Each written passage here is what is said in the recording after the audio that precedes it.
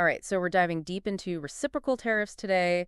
We've got a stack of your sources here, Yeah. It and looks like it looks like this is a lot more intricate than just a trade spat. it really is. The idea of matching tariffs, might sound pretty straightforward at first glance, but Yeah, historically these situations rarely stay simple. that's what I was thinking. I mean, we're seeing President Trump's plan in the Oh, headlines, right. but haven't there been other instances of this, like Oh, yeah, where reciprocal tariffs just end up absolutely. escalating things? What does history tell us? The Smoot-Hawley Tariff Act of 1930 is a classic example.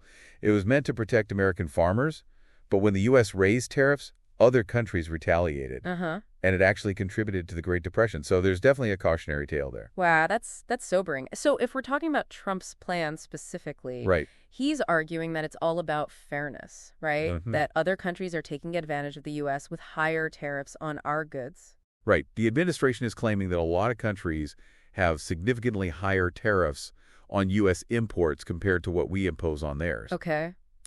And they're not just looking at tariffs in isolation, they're also digging into subsidies regulations, currency values, Right. anything that might be putting American businesses at a disadvantage. Yeah, one article mentioned that they're launching this big study Right. targeting countries with the highest trade surpluses and tariffs. Exactly. But here's where I get a little lost.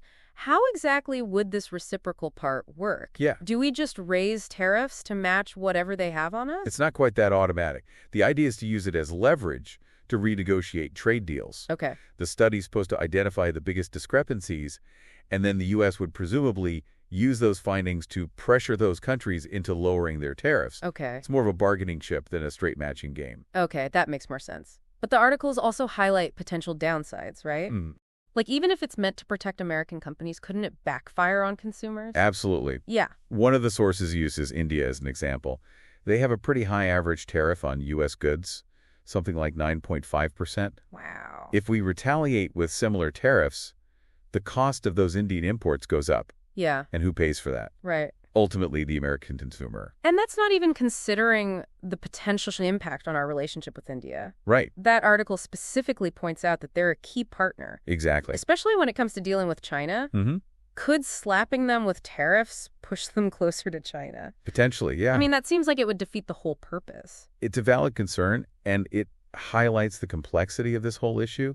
You have to weigh the potential benefits to certain domestic industries against the potential harm to others, not to mention the broader impact on consumers and geopolitical relationships. Right. There's a lot at stake. Speaking of complex relationships, Yeah. the source mentioned Trump even brought up Canada. Oh, yeah. Something about wanting them to be the 51st state. That caught my eye. It did seem a bit out of left field, didn't it? Yeah. But the article also suggests that Canada is probably safe from these reciprocal tariffs, Okay. at least for now because of our existing free trade agreement. Okay. Well, I'm not sure how that squares with Trump's claim that the U.S. doesn't need Canada's products. We import a ton from them. Right. It seems like every time we turn around, there's another layer to this. Yeah, it's complicated. Okay, so we've talked about potential target, Uh-huh. some of the risks. Yeah, But what about the big picture? The articles keep mentioning the risk of all-out trade wars. sure. How likely is that scenario, and what could the fallout be? That's the million-dollar question, and it's a real concern. History shows that when countries start throwing up tariff, Yeah. it often leads to retaliation. You get this tit-for-tat escalation that can spiral out of control, Right. and ultimately everyone loses in a trade war. And the potential cost is pretty terrifying. One of the sources cites the Peterson Institute. Which predicts that Trump's tariffs could cost the average American household over $1,200 a year. Wow.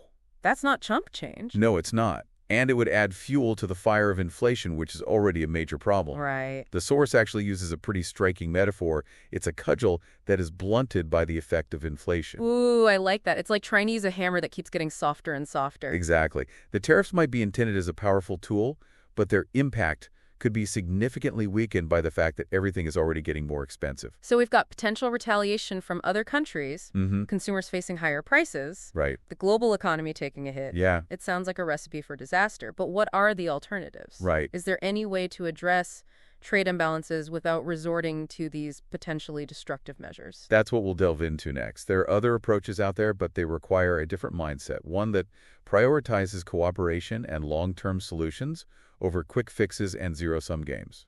All right, I'm ready to hear about those. Let's get into it. Let's do it. Okay, so if reciprocal tariffs are such a risky strategy, what are the alternatives? The sources mention a few different approaches, but is there one that really stands out as a viable solution? Well, it's not a one-size-fits-all situation. There are several options, each of its own pros and cons. Right. But one that seems to have some traction is strengthening existing trade agreements and negotiating new ones that are more balanced and equitable. So instead of going it alone and risking a trade war, Right. try to work things out through diplomacy and collaboration. Sounds good in theory, Mm-hmm. but hasn't that been notoriously slow and complex in the past? You're right. Multilateral trade agreements can get bogged down in details and political maneuvering. Yeah. But if done well, they can create a level playing field, reduce barriers to trade, and ultimately benefit all parties involved. One source specifically pointed to the Trans-Pacific Partnership, Right. or TPP, Yeah. as an example of a trade agreement that could have helped address some of these imbalances. Mm-hmm.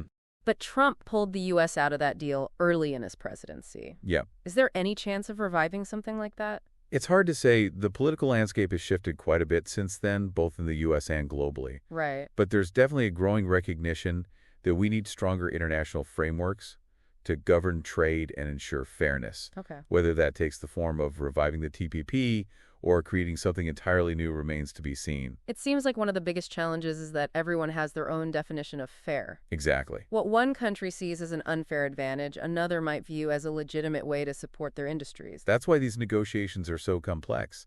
It's not just about economic calculations. Right. It's about national pride, strategic interests, and different philosophies about the role of government in the economy. And then you have the whole issue of winners and losers. Sure. Even within a single country, Absolutely. some industries benefit from free trade, while others feel threatened by it. Absolutely. And those competing interests often play out in the political arena, making it even harder to reach consensus on trade policy. So stronger trade agreements are one potential path, but it sounds like a long and winding road. It can be. The source also mentioned addressing the root causes of trade imbalances. Mm-hmm. What exactly does that entail? It's about going beyond just tariffs and looking at the underlying structural issues that create an uneven playing field. Things like currency manipulation, where a country artificially weakens its currency to make its exports cheaper, Okay. or unfair subsidies, where governments prop up their industries with financial support that gives them an advantage over foreign competitors. The source also called out intellectual property theft as a major problem, particularly with China. Right? Is that something that can really be addressed through trade negotiations? It's definitely a tough issue. It requires a combination of strong enforcement mechanisms, international cooperation, Yeah. and frankly, a willingness on the part of China to change its behavior. And what about labor and environmental standards? Those were mentioned in the source as well. Mm-hmm.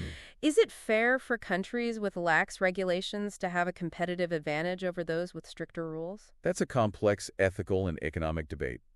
Some argue that it's a form of unfair competition, allowing countries to produce goods more cheaply by cutting corners on worker safety or environmental protection. Right. Others say it's simply a reflection of different stages of development, and that imposing strict standards on developing countries could hinder their economic growth. So there's no easy answer there. It sounds like addressing these underlying issues requires a more nuanced and multifaceted approach than just tweaking tariffs. Exactly. It's not about quick fixes. It's about creating a more level and sustainable playing field for global trade. But what if we can't wait for those long-term solutions to play out? Right. What if we're on the brink of a trade war right now? Yeah. Are there any short-term measures that could help de-escalate the situation? One option that's often discussed is pursuing targeted trade deals that address specific issues or sectors. Okay. Instead of trying to negotiate a comprehensive agreement that covers everything, focus on areas where there's common ground and a potential for quick wins. The source gave the example of the U.S. and EU reducing tariffs on automobiles and auto parts. Right. Something like that could benefit both economies without getting bogged down in a massive negotiation. Exactly. It's a more pragmatic approach that can deliver tangible benefits in the near term. And sometimes these smaller deals can build momentum and trust, paving the way for broader agreements down the line. Okay, so we've got strengthening existing agreements, addressing underlying issues, pursuing targeted deals. The source also mentioned something about rethinking the whole concept of free trade in the 21st century. Yeah.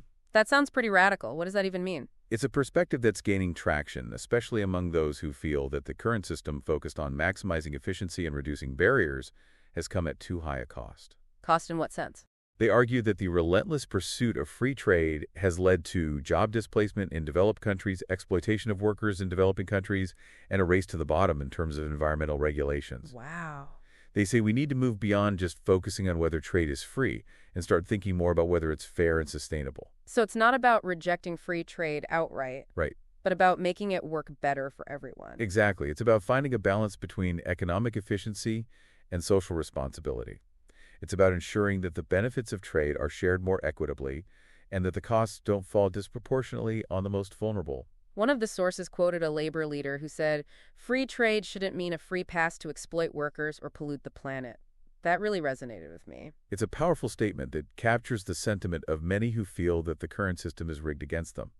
They're not necessarily opposed to trade, but they want to see it done differently with a greater emphasis on fairness and sustainability. So this idea of rethinking free trade, is it just an academic debate, or is it something that could actually translate into real-world policy changes? It's gaining traction, but it faces significant challenges. The current system is deeply entrenched, and there are powerful interests that benefit from the status quo.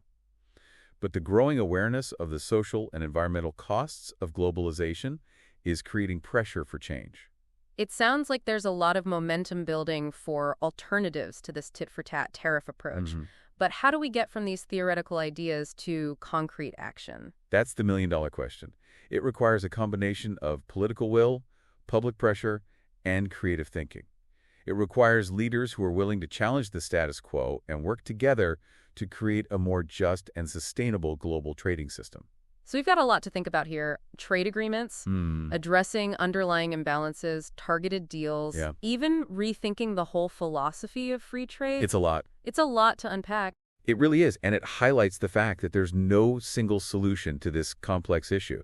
It's going to require a multifaceted approach, Right. a willingness to experiment, and a commitment to collaboration. One of the sources made a point that stuck with me. Oh, yeah. It said that the current focus on reciprocal tariffs is actually a symptom of a larger problem. Okay. A lack of trust and cooperation in the global trading system. I think that's a very insightful observation. When countries feel like the system isn't working for them, Right. they're more likely to resort to unilateral actions like tariffs, Yeah. even if it ultimately harms everyone in the long run. And it's not just about economics, right? No. The source also talked about how these trade tensions can spill over into other areas. Absolutely. Like diplomacy and security. When countries are constantly at odds with each other over trade, Right. it creates an atmosphere of distrust that can make it harder to cooperate on other global challenges, Yeah. like climate change pandemics and terrorism. It's like that old saying, if all you have is a hammer, everything looks like a nail. If tariffs are our only tool, Right. we're going to keep hitting ourselves in the foot. Exactly. We need a more diverse toolkit, one that includes diplomacy collaboration and a commitment to finding solutions that benefit everyone, not just a select few. So where do we go from here? What can we as individuals do to push for a more fair and sustainable global trading system? Well, first and foremost, stay informed, educate yourself about the complexities of trade policy, the potential impacts of different approaches, Right. and the positions of your elected officials. The source actually had some concrete suggestions for action. Oh, yeah. It recommended contacting your representatives, Okay. supporting organizations that advocate for fair trade, Mm-hmm. and even making conscious choices about the products you buy, favoring companies that adhere to ethical labor and environmental practices. Those are all great ideas. It's about using your voice, your vote, and your wallet to support a system that aligns with your values. And it's about having those difficult conversations Right. with friends, family, and colleagues, even if they have different perspectives. Absolutely. We need to move beyond the simplistic rhetoric of winners and losers and start thinking about how to create a system that works for everyone. It's not about protectionism or isolationism. It's about finding a way to engage with the global economy in a way that benefits both our own country and the world as a whole. So for you listening out there, the next time you see a Made in label, Yeah. think about the complex web of trade policies, economic forces, and human impacts behind it. Absolutely. This isn't just some abstract economic issue. Right. It affects your life in countless ways. It really does. And remember, you have the power to make a difference. By staying informed, engaging in thoughtful dialogue, and taking action, we can create a more just and sustainable future for all. I completely agree. Thanks for joining us on this deep dive. It was a pleasure being here. We'll keep digging for you. 2-day OL?